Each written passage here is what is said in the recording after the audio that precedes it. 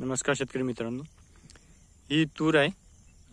हिला आता जवळपास 70 ते 80 दिवस झालेले आहे आणि याच्यात जे अंतर आहे हे जवळपास 80 म्हणजे मोठ्या ट्रॅक्टरचा जो आपण V5चा गाळ काढलेला आहे तो गाळ आहे आणि मधात आपण कोणतंच पीक घेतलेलं नाही आहे.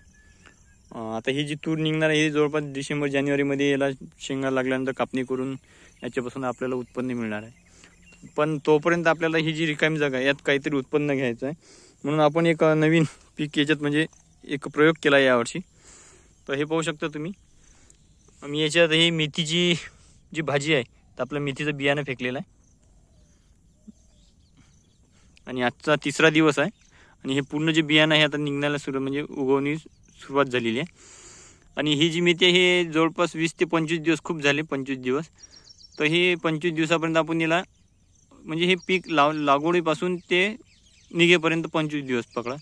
तर 25 दिवसात ही शेतातून आपण ही मेथी जी आहे ही उपडून विकू शकतो. म्हणजे आपल्याला जवळपास 20 ते 25 दिवसातच या मेथीपासून उत्पन्न मिळणार आहे.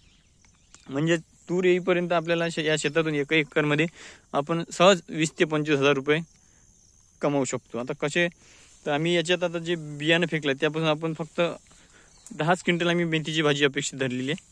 आणि जे सध्या जो भाव आहे मेथीला तो 40 ते 50 रुपये किलो, 40 ते 50 रुपये किलो या भावात मेथी चालू आहे, म्हणजे ठोक भावात मार्केटमध्ये.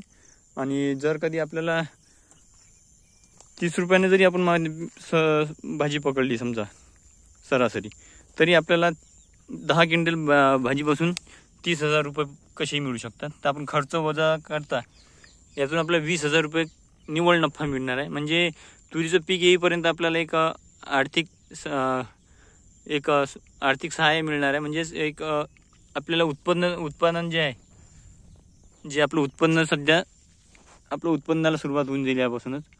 कारण की तूर यायला अजून खूप वेळ आहे, तोपर्यंत आपण हे पीक घेऊ शकतो. कारण की आता 20 ते 25 दिवसात म्हणजे तुरीला पूर्ण तूर झाकायला सुद्धा 1 महिना टाईम आहे. तर तेवढ्या याच्यात हे मेथीची भाजी निघून जाईल.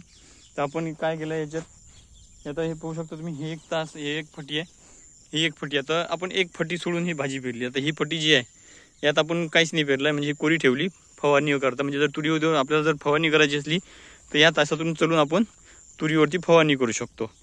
आणि या साईडला हे जे तास आहे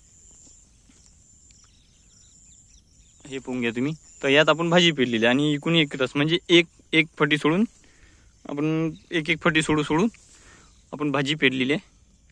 म्हणजे अशा प्रकारे आपण आपलं जे आर्थिक उत्पादन आहे, म्हणजे ही जी खाली जागा होती यातून आपल्याला उत्पन्नाचं साधन म्हणून आपण ही भाजी पेरलेली आहे. तर तुम्ही सुद्धा अशा प्रकारचा काही प्रयोग करू शकता जेणेकरून आपल्या उत्पादनात वाढ होऊ शकते.